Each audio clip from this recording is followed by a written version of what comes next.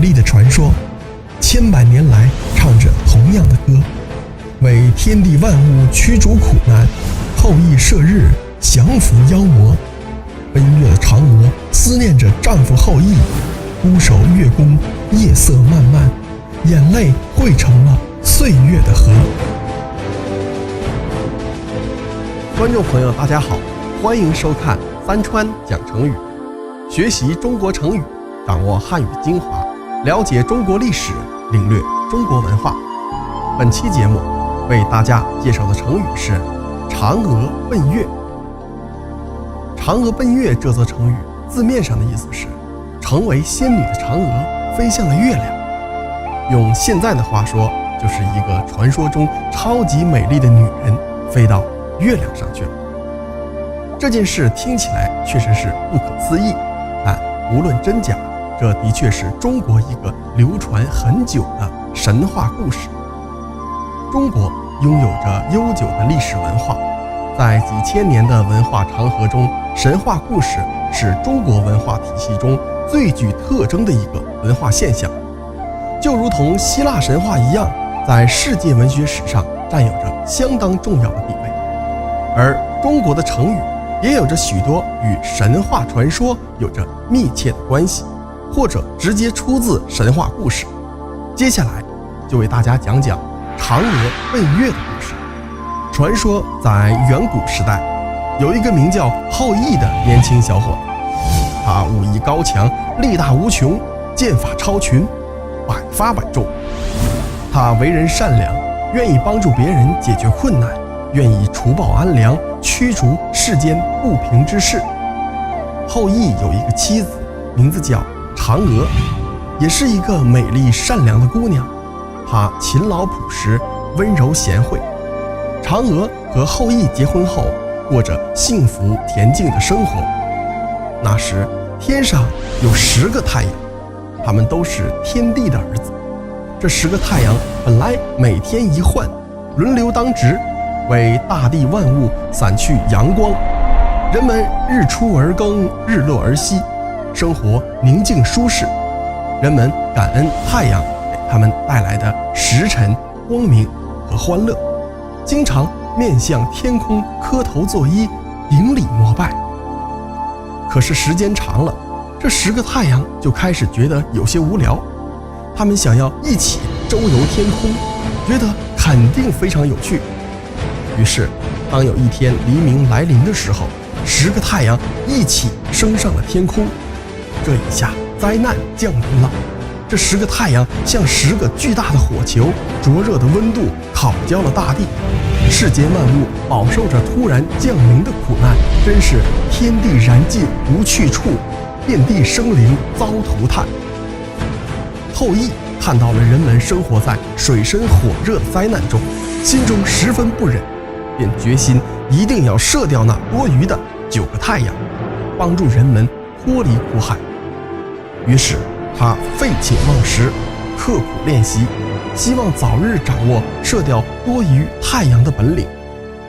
最终练就一身功夫的后羿登上昆仑山顶，运足神力，拉开神弓，接连射下了9个太阳。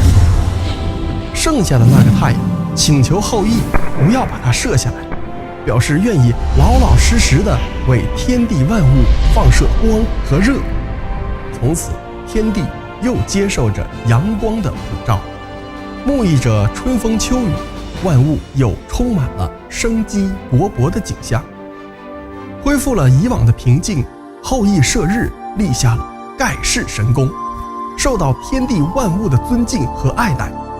后来后羿射日也演绎成了另外的一个神话故事，经常让人们口口相传，直到现在。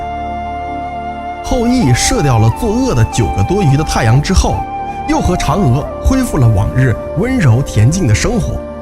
一天，后羿到昆仑山访友求道，巧遇由此经过的王母娘娘，便向王母娘娘求得了一包长生不老的神药。据说吃下此药就能升天成仙。后羿想当神仙，这是一件好事，但是后羿又舍不得撇下自己的妻子独自去做神仙，只好暂时把神药交给了嫦娥保管。嫦娥把药藏进了梳妆台的宝匣里，不料被后羿的一个叫彭蒙的徒弟知道。这个徒弟想自己吃了长生不老之药成仙。一天，心怀鬼胎的彭蒙趁后羿出外打猎的时候，他手持宝剑闯进了后羿和嫦娥的内宅后院，威逼嫦娥交出长生不老药。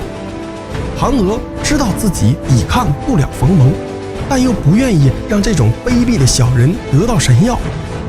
危机之时，他当机立断，转身打开了宝盒，拿出神药，一口吞下。嫦娥吞下神药，身子立刻飘离地面，向天上飞去。飞呀飞呀，嫦娥不停地飞着。飞翔中的嫦娥牵挂着丈夫后羿，怀念着他和后羿的恩爱生活，便飞落到离人间最近的月亮上。月宫之上寂寞清冷，高处不胜寒，只有玉兔陪伴在她的身边。